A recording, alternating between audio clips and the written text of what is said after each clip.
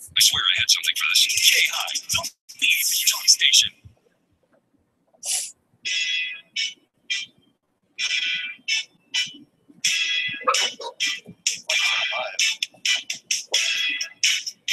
And welcome back to another edition of the Science of Weed on Let'sTalkPot.com. Welcome back here in the studio again with Eddie, Aaron, and Mr. Lockman, who's probably going to be with us here for most of the summer.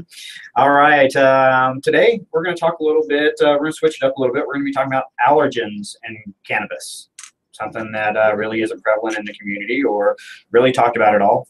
One of the reasons that we want to discuss it here is because both Aaron and I, as owners of a cannabis company, we both have an allergy to the plant. So again, we're going to get into a little bit of that here throughout the show. First, I'd like to say, hey, Lance, Gary, Mooney, Andrea, Derek, if you're out there, congratulations to all of August Kitchen, Moonrise Cultivators, cleanextracts.org. As of Wednesday evening, we are official. You will be finding us on your shelves at your local dispensaries, hopefully come Monday. Hopefully come Monday, yes. So we're going to be, if you go to augustkitchenllc.com or moonrisecultivators.com, you will actually start seeing dispensaries popping up about mid-afternoon on Monday.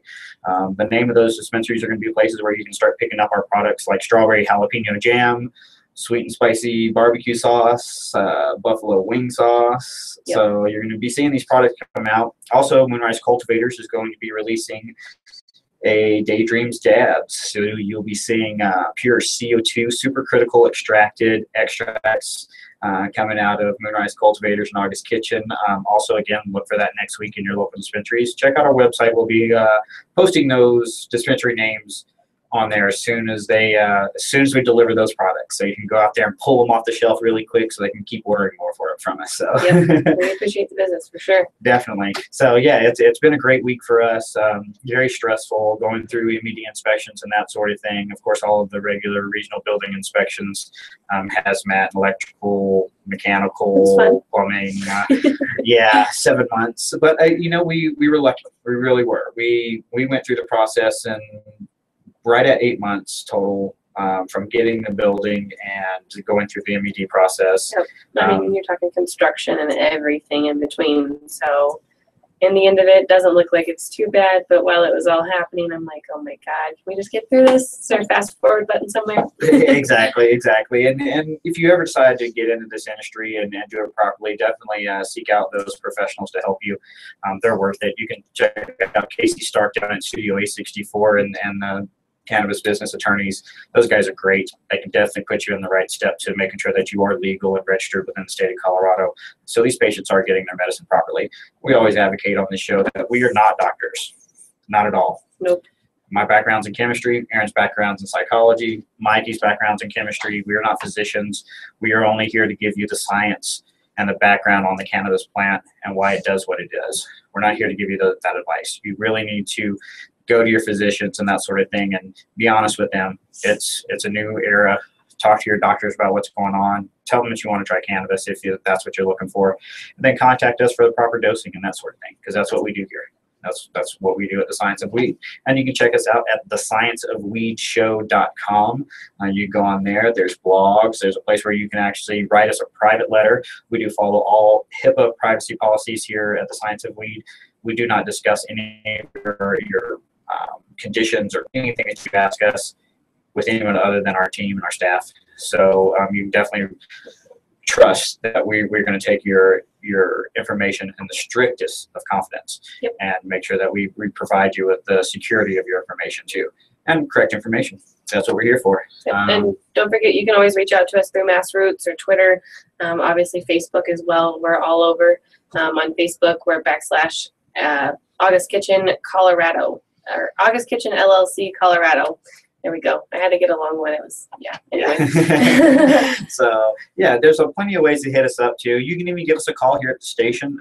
If we're not here ourselves, you can, anyone will pick up the line. That's going to be 591-KUSH. So 719 if you're out of this area code. 719-591-5874 would be that phone number.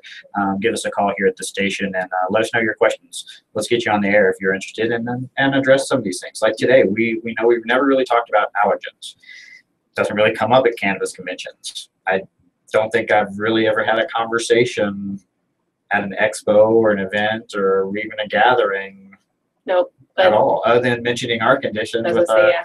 when we It has first started been- our personal grow, it was, holy cow, wait a second, this is, Well, Why we were you didn't even know what was reacting? going on to begin with, though, if you recall. yeah, Like Eddie had said, we'd started, a couple plants just to kind of get our feet wet with it all, if you will, before even taking the business venture side of it. But anyway, we were growing some plants, and Eddie had massive swollen eyes and sneezing all the time. I mean, we went to the doctor a couple times even over it, trying to figure out what was going on. yeah, 2 ophthalmologists. I mean, yeah. 2 eye doctors I went to just to find Yep. out, okay, hey, what's going on here? And yeah, They couldn't never give you a direct answer. They said, what, like conjunctivitis, Yep. basically. general allergic conjunctivitis. Okay. It's something in the air. Awesome. so, But yesterday we were doing some work down at our facility, prepping some material for this weekend so we could get some of that awesome strawberry jalapeno jam made. But I had a huge allergy attack. I don't think I've ever sneezed or had such itchy eyes, and my arms were starting to break out. I mean, everything. And I mean, obviously, immediately I knew exactly what it was. And thinking about it, I need to put on a mask and gloves and long sleeves and all that and protect myself just like you would if you were going traipsing through the woods. You know, exactly. it's no different. And that's something that we have to realize, as we'll get through it a little bit more throughout the show as well. But a lot of the articles are talking about how they think it may hurt legalization if we talk about allergens within cannabis because, why would we put something out there that causes such a bad reaction for people? Well, it's very rare people of a group of people that actually have these types of reactions to it. So, but like I said, we'll get to it a little bit more here in a bit. Yeah, and we'll also get into that same sort of aspect of, I have this allergy. Okay, wait, do you really have the allergy? Or are you just misinformed on what your conditions are? Because most of the time it's going to be a food intolerance or it's going to be an environmental intolerance. If you're not going to a physician and you're not getting shot up like I did or like a lot of these kids did growing up, you don't know. So just assume, one, you're putting your own health at risk. You're actually putting yourself on a diet that will harm your body if it's not the proper diet. We praise this on the show all the time. Talk to your physicians. I'm not a dietitian. I'm not a nutritionist. Yeah, I had to take those classes in college, but how much of that do I really remember? I mean, let's be honest. That's not my field. So when you do this, talk to your physician. Make sure that you have this allergen and then address the issue. Make sure you have a condition before you start self-diagnosing at home. I'm victim of that. I truly am. I'm probably one of the biggest issues of, hey, I'm just going to Google this and see what happens. I trust a little bit more on my medical background and my studies in medicine than most. But again, I would never, again, when I do doubt, I go to the doctor. Or if I have questions or if I don't have an answer, I do. I really do. I don't hesitate to go in there and make sure that, hey, I went to see 2 doctors because I had red eyes. It wasn't painful. It wasn't really irritating. My eyes didn't itch a whole lot. It's just I walked around looking like I had taken 16 bong rips, right before. And that was the bigger problem, is it wasn't going away and it wasn't changing. Your condition was remaining the same, if not getting worse at times for you, I know. Yeah. So just the same, like I said yesterday, I've never had an attack like that until then, and I will be making sure I take precautions ahead of time now. Yeah, and it wasn't until our blooming plants were harvested that we really saw, okay, wait a second, my eyes just cleared up in a few days. Yep. Okay, let's address this. And just like anything else, we have to address issues honestly, whether you like the results or not. That's science. That's what our show's about. It's science. Whether you like the result or not, if you don't like the result, guess what? Then you have to reprocess that, start your experiment over, redo it, see what happens. If you get the same result, guess what? If you're a true scientist, you pay attention to the facts, plain and simple, nothing else. That's it. That's what science is about. This isn't speculation. This is why we need the research. Yep, and that's the big problem right now with so much, obviously, on the cannabis front, is that there isn't research to back any of it or to disprove any of it either way. And especially with the allergens, there is no research. And then you pull up, some articles and they talk about anaphylactic shock, and you pull up some anaphylactic shock articles specific with cannabis, and they're straight to blame cannabis for the incident. Yes. And as we read through them, and again, we'll go through some more, they're easily debunked. So Yeah, that's the problem, is there's no research right now to back any of it. So and we have to look at the whole issue. Just like alcohol went through this. When alcohol went through prohibition, the naysayers completely bashed it. Anything that happened in society, it was alcohol to blame. I'm not saying that they didn't have a basis for some of that, because I definitely think that's a whole issue that we need to revisit. But when you're talking about somebody going out and mass murdering a bunch of people and then try to blame alcohol because they were drunk at that specific time, it's a deep-seated issue. This is a psychological issue. These are a lot of other issues. We're so quick to say, okay, well, I'm gonna blame something that I don't like. That's not the case. That's not what science is for. That's not what we're here for. We need to take these items, break them down, see what the truth is behind them, and look at all aspects. With the deaths in Colorado behind cannabis, the college kid who leapt from the building and killed himself. They were so quick to say, oh, well, the overdose of the edible that he had. Yep. Well, he also had alcohol and several other drugs in his system. Yeah, and not to mention, had he ever used it before? Had he not? What were his friends provoking around at that time? Or there's so many other factors you have to think about when you're talking about blaming one specific thing for that. So yeah, just this morning there was an issue of an individual that went to the hospital because jokingly they wanted to, take this huge dab, so they ended up in the hospital. I took a stance against that, and may have lost a connection or an acquaintance. But you do, as industry leaders and owners of licensed businesses, you have to take a stand and say, okay, enough's enough. This industry needs to be treated like a professional industry that it is, because that's what it is. This is truly helping people. Yes, there's a whole recreational aspect of it, just like alcohol and everything else. Hey, spring break, I'm going to go down. I lived in Georgia. I went down Panama City for spring break twice. Most of that I don't remember. I'll be honest with you. I was that kid at one point that said, hey, I just want to go out and party and have a good time. And, part of life, that's what it's about, is experimenting and having an enjoyable time. But when you're an industry leader, it's time for us to step up and say, okay, enough's enough. Let's stop all this shenanigans and this craziness that's going on and treat this as a proper industry before it does get a bad name. Because it's a 2 steps away from that. And part of that is us naysaying the issues that need to be addressed, like allergens. Okay, well, let's not talk about this because it might give us a bad name. No, let's talk about this. Let's find the research for it. Let's get the proper research and the proper treatment for it. Let's treat this just like the peanut allergies, just like the dairy allergies. People are educated.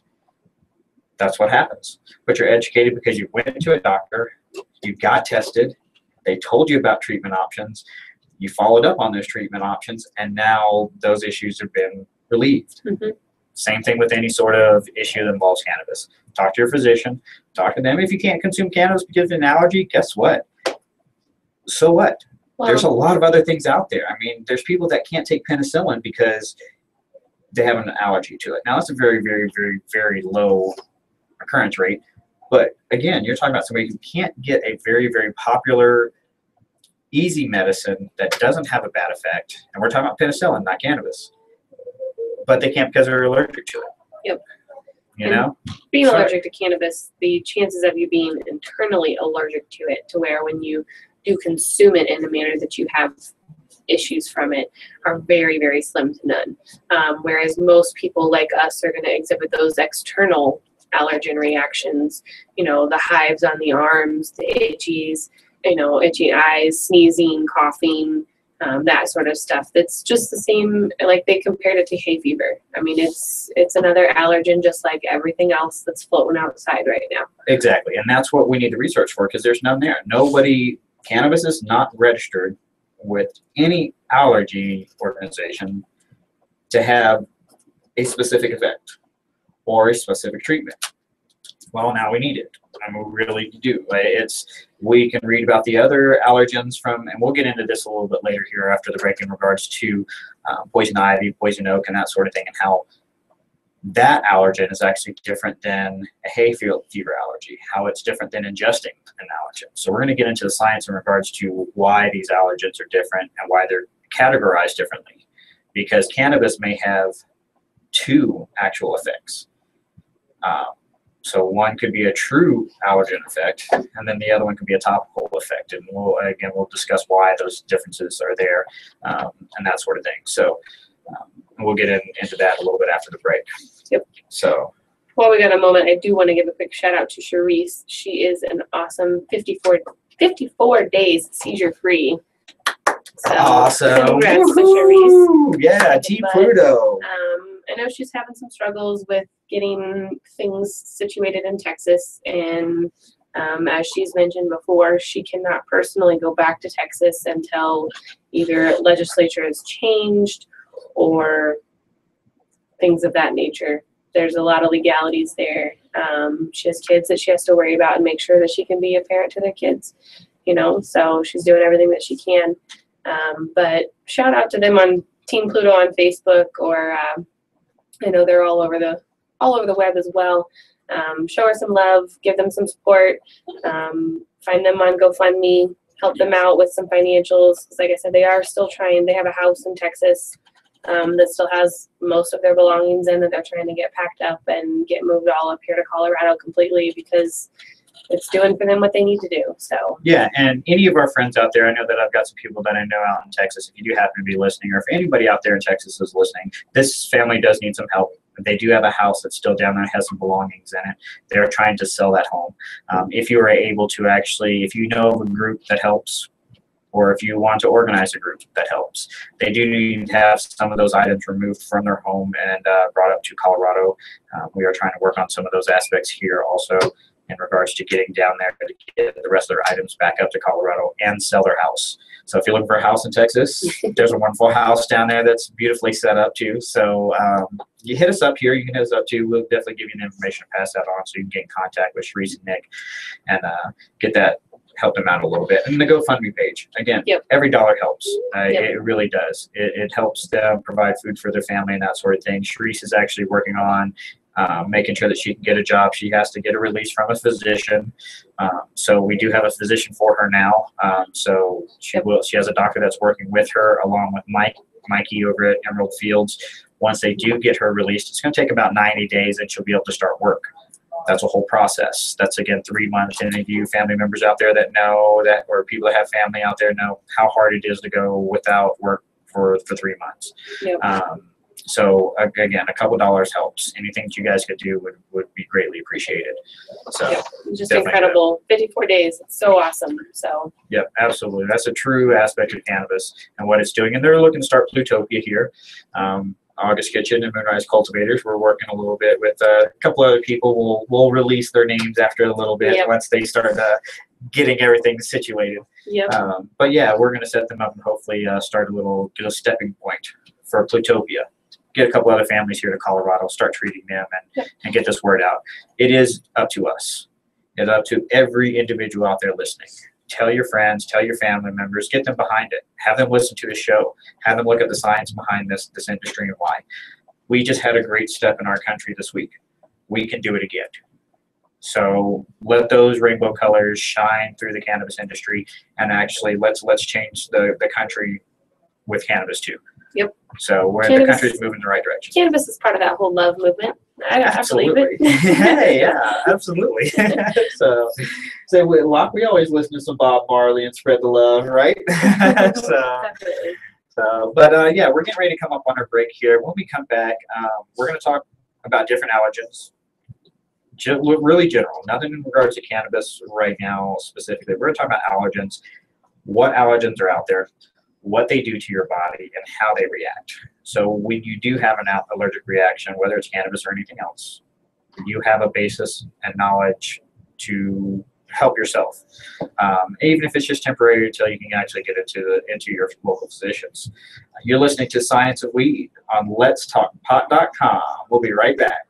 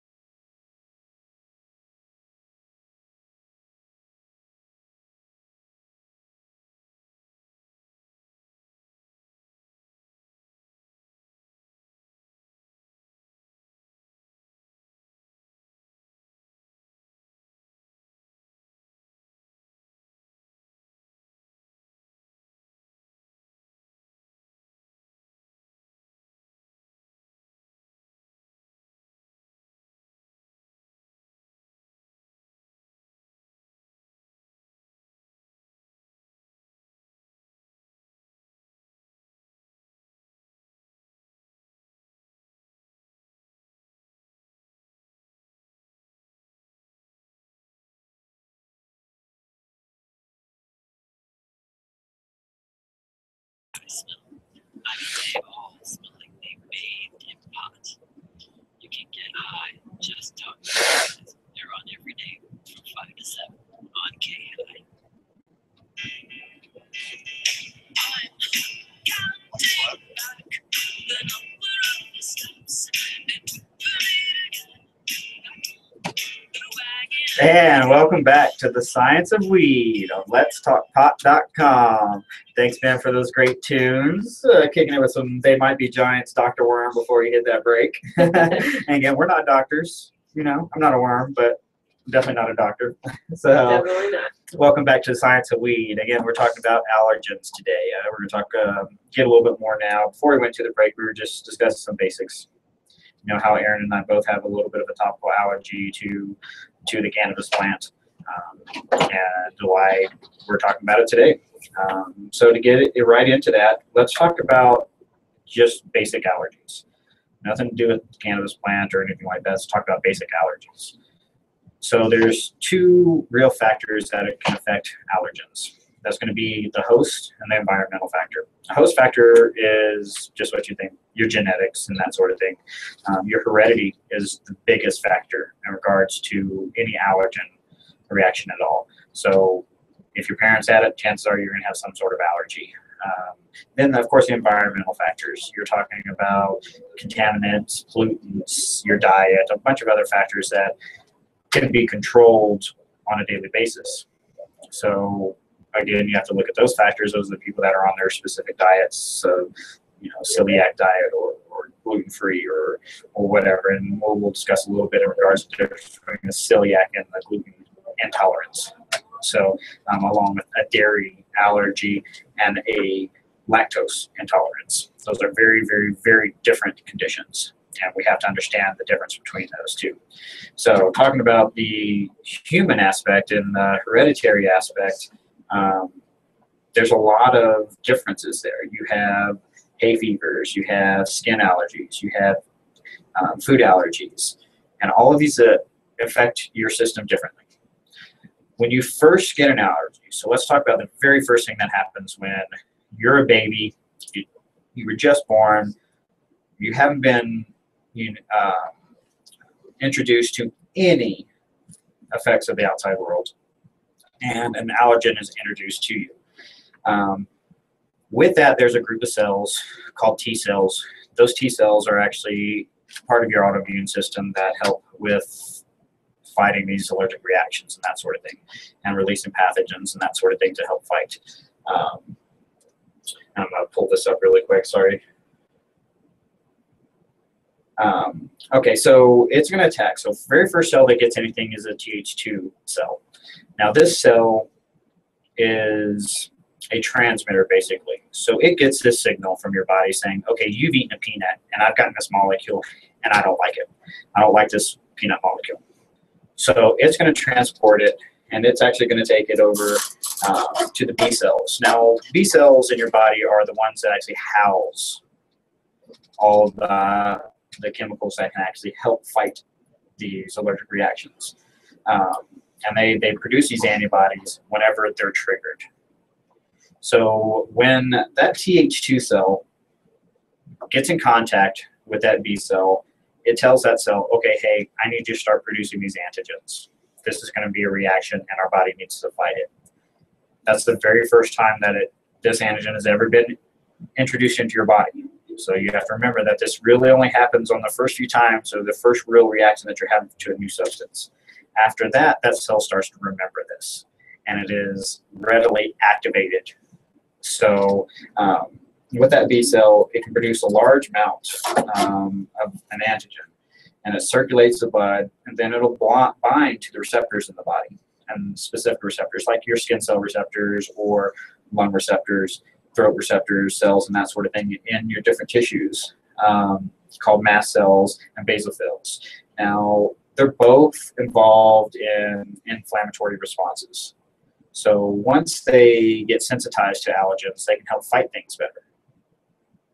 Now, that's why we introduce babies and that sort of thing to allergens. Because if you don't, and you're an adult, just like with chickenpox and that sort of thing, if you get chickenpox when you're much older, it's hard to fight it because your body was not introduced to it. It does not have any sort of idea on how to fight that. It's like somebody walking up to you and speaking Korean, and you have no idea what they're saying.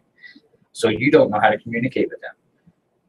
And then next thing you know, hostility occurs between your cells, and you start having an allergic reaction, and it can be very, very bad. Whereas when your body's just starting to be produced, and you're introduced to these allergens like hay fever, like peanuts, like these other items as a baby, if you're introduced to them as a child, your body has two responses to propagate. One is, hey, I know this is in me, it's new, and I'm going to get used to it. Or, hey, this is new, I don't like it. Most peanut allergies, lactose allergies, dairy allergies, and that sort of thing, if you were introduced to it when you're a child and you have your physician that properly puts you on a correct diet, those allergies can actually be corrected. So when you do become an adult, you don't have them, or you're not as susceptible to them. So someone who might have an allergy as a kid that walks into a room with peanuts, breaks out, when they become in their teens, they may not have that same reaction. And the reason that is because you've got two different types of cells that actually do this reaction. And by doing that, you can say, okay, well, the first cell states, so imagine your left and right arm. And one cell is your left arm, and that's the number one, and number two is on your right arm. If the left arm is never introduced to an antigen, or to a pathogen rather, and has doesn't have an opportunity to produce an antigen to fight that pathogen. When it does get it, it's going to have a huge reaction to it, because that cell will actually help regulate the T2 cell. So by doing that, the Th2 cell won't have as bad of a reaction. So again, and I'm getting a little confused here too, trying to find the best way to put this. If you don't introduce that to that baby, the first time that reaction occurs as an adult, it's going to be horrendous. Your body is going to drop nuclear bombs on that pathogen to try stopping it, and chances are you're actually going to cause more damage to other underlying organs and surrounding organs by doing so. And this is one of the reasons I'm such a proponent of inoculations and vaccines.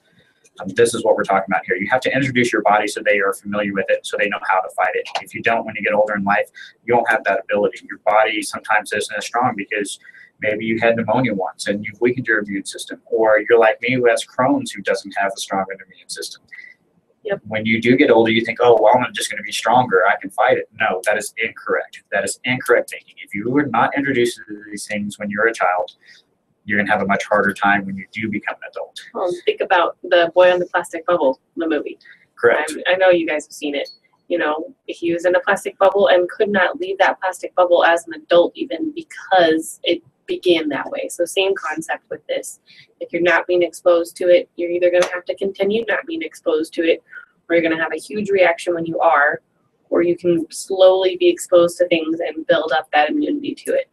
You know, people freak out when their kids eat dirt. I'm sure I ate plenty handfuls of dirt and I turned out okay. Yeah, So. exactly. And, you know, that's the difference between an allergic response and intolerance. So let's think of the dairy allergy and a lactose intolerance. A dairy allergy is just what you're talking about. It affects those T cells within your immune system to cause an anti-inflammatory response. Reddening of the skin, itchiness, swelling of the throat, other issues that people, you know, correlate with an allergic response. Now, an intolerance is typically like for lactose. Your body doesn't produce a specific protein molecule that allows you to break lactose down. That's a lactose intolerance. That is not an allergy.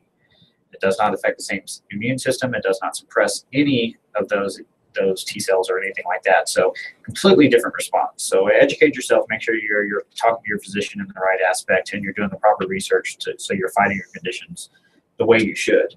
I'm hoping to get this information so I can explain a little bit in regards to how these T cells react. I lost my spot here. I do apologize for that too. Just to throw it out there, I mean, you have to realize how many allergies that there are too.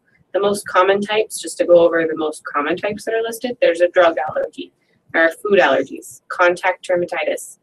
You can have a latex allergy, allergic asthma. You can have seasonal allergies, guilty of that, animal allergies, allergies to mold, and anaphylaxis. Those are the most common ones. I mean, that's a huge list just off of the most common. So, you know, even if you're getting tested, the chances of you finding out 120% what's fully affecting you are slim to none. I mean, yeah, they're going to be able to give you a good general basis of it, but if you come across a different type of tree, well, it may still affect you even though it's not listed with, you know, the type you were tested for or whatever. So just keep that in mind too. Just the same as everything else, it's part of a guessing game.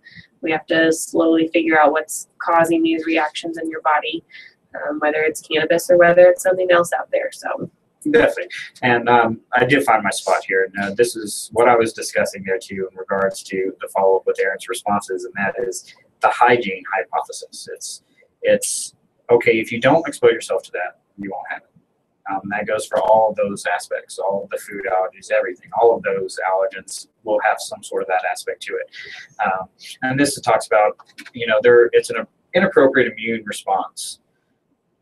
Bacteria, viruses, all of that, whether it's molecules from a poison ivy, or like for myself, I can eat shellfish, but I can't have shellfish touch my skin. Yep. completely different. And still, when I first saw my doctors, they thought I was crazy. They thought I was something else until they did the test. Tests are important. That's what they're there for. That's why we do the research and that sort of thing. You know, so bacteria and virus elicit a response from the Th1 cell.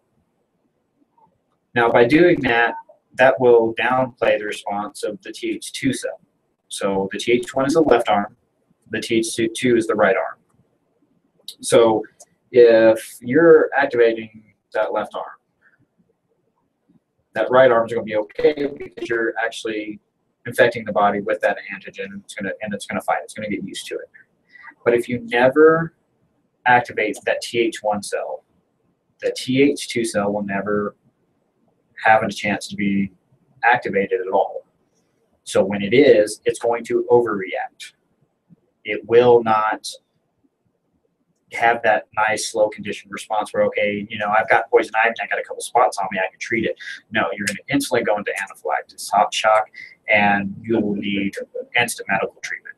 So again, without that, you have to know that, hey, this is true. This is science. This isn't something that people are just making up. And the exact same with the cannabis plant. We can consume it in edible, smoking, all kinds of forms. But for Aaron and I both, the airborne pathogens of that plant affect us. And, you know, we can talk about that too, because it is different. We're going to talk about the difference between poison ivy and poison oak, why that allergy is different than a hayfield fever allergy. It's affecting some of the similar cells, but poison oak and poison ivy and those plants do it topically on your skin through a different process. None of that plant is technically have any allergic response to you at all. So those plants in themselves don't have a pathogen in it that's going to initiate a response. What those molecules do is when they get on the skin, they actually change the membrane around your skin cell. Now, when that happens, your body takes it in as a pathogen and it attacks itself. So that's why poison ivy and poison oak and that sort of things can look so horrendous on the skin, is because, wait, your skin's attacking itself. It's not attacking those molecules that are coming from the plant.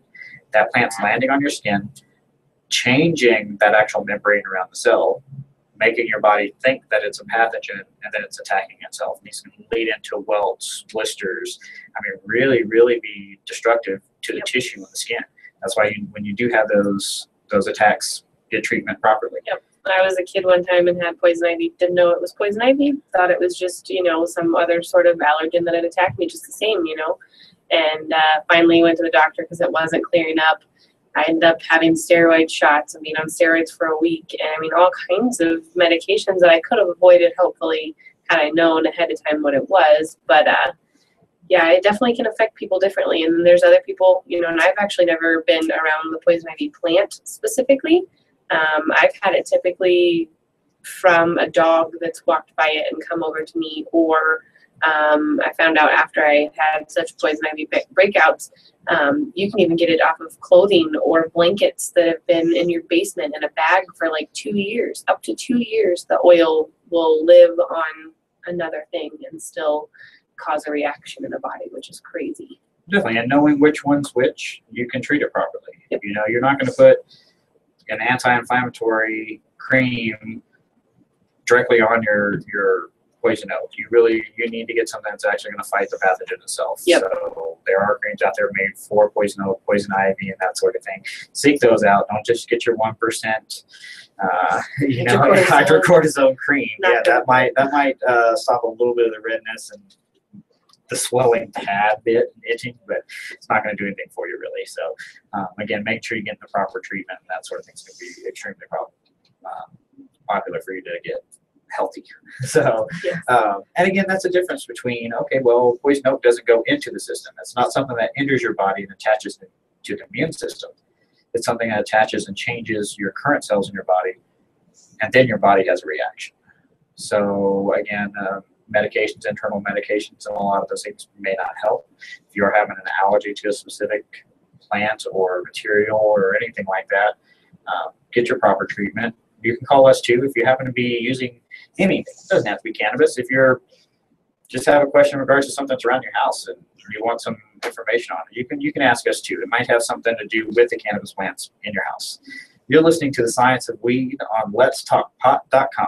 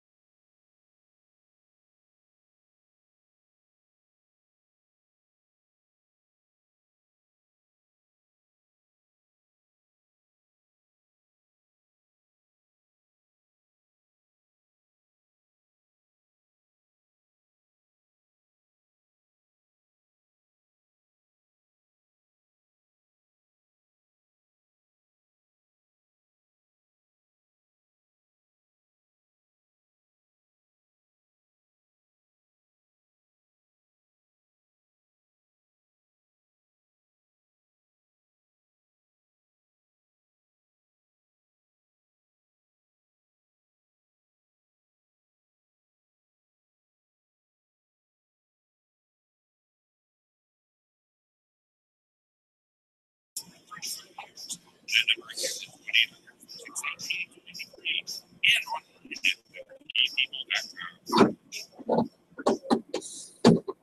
what's up? This is Big Len. I want to thank you so much for checking out K-High Radio. That being said, a reminder to always be responsible when you partake in your weed. I mean, for goodness sakes, if you see your kids do it, at least smoke it with them. Don't waste a good bowl, right?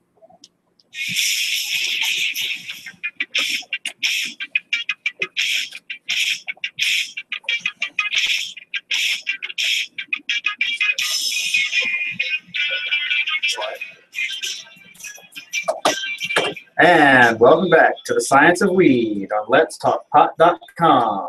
All right, you're back again with Aaron and Eddie in the studio. We've got Locke here with us. Of course, he'll be with us probably most of the summer. You can check us out on K-High's webpage or on their YouTube site.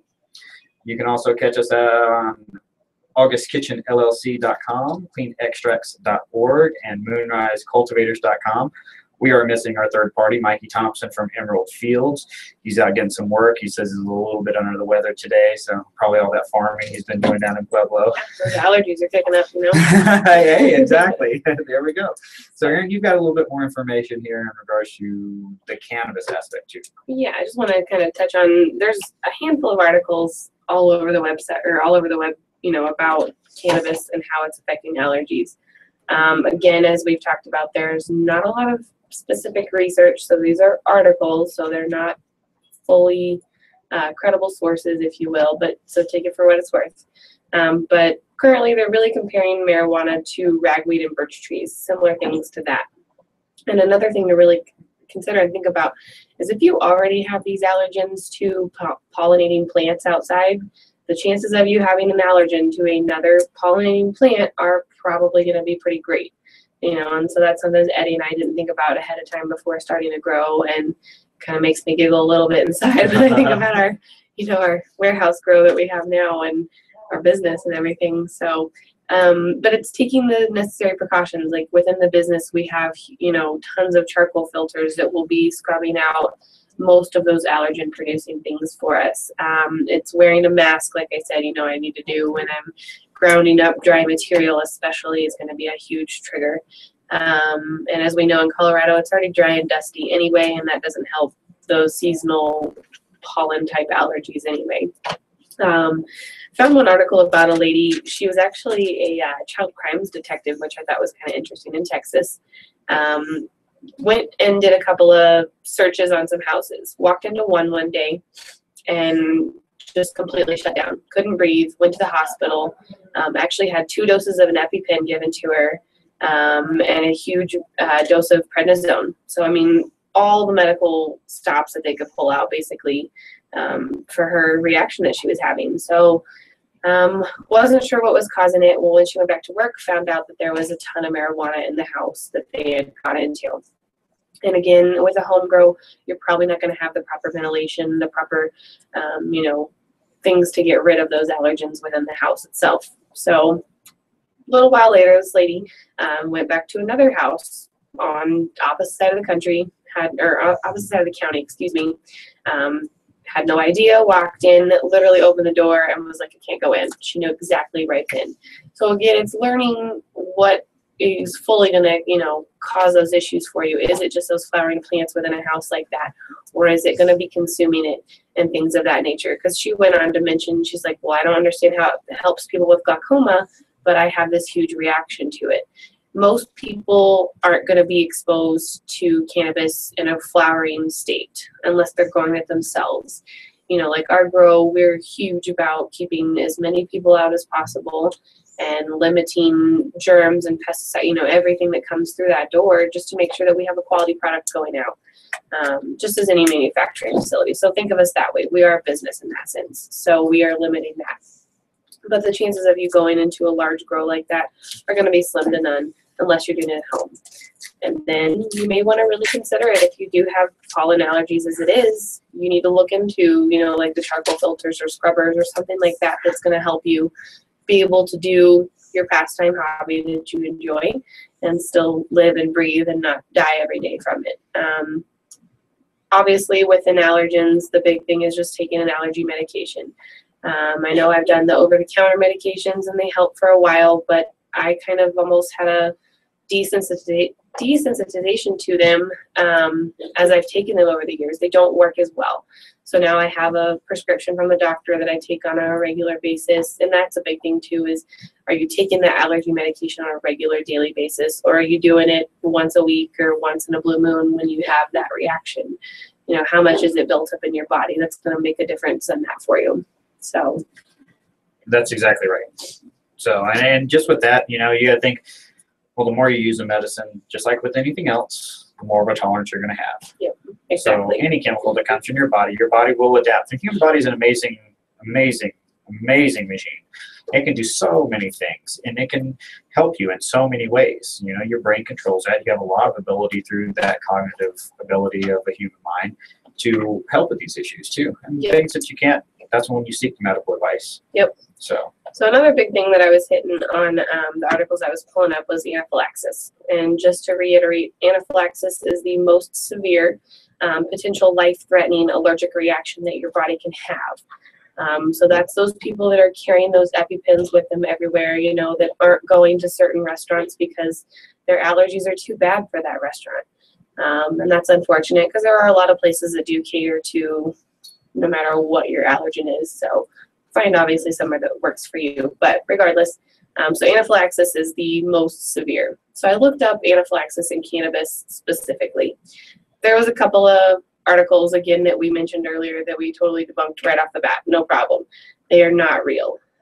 They took the factors that were in those situations and summed it up to cannabis because that was the most easy to blame for everything negative, if you will. Exactly. So That was our scapegoat. yeah, exactly. So like this first article I found, and this is an actual case report study from India. This gentleman, he was 18 years old, claimed that he'd never used cannabis before, no past history, no history of, any substances in his body that would have caused any other reactions, had some severe itching sensation in the eyes, hoarseness of his voice, his speaking and breathing was off, nasal congestion, swelling and tightness in the throat. Took him to the hospital. It was even so bad. Well, as we started kind of reading through this, I realized I didn't know what Abitus was. Well, Abitus, as Eddie looked up, is a tobacco rolled cigarette that has cannabis in it as well. Well, they use a different type of leaf, is what he was explaining. And the leaves of this plant that they're actually using to roll this cigarette is what's causing the allergic reactions, hands down. It was the first type of rolling leaf that the FDA had actually completely. Yeah, it's actually completely banned by the FDA. Yeah. Any of the products used in that are actually banned by the FDA for, I'm looking at now, a whole list of issues. So again, this is an actual case report, and the title of it is Cannabis-Induced Anaphylaxis. We chalk it up to cannabis because, again, it's the most scrutinized. We can just throw it under the bus. It's no big deal. It's already under the bus, so be it. And it's just ridiculous. We see that. Yet there is a mention in this case report of a product that is FDA banned that has no mention dealing with what this person had experienced in this situation. I mean, It's just sad. And most of it is flavored.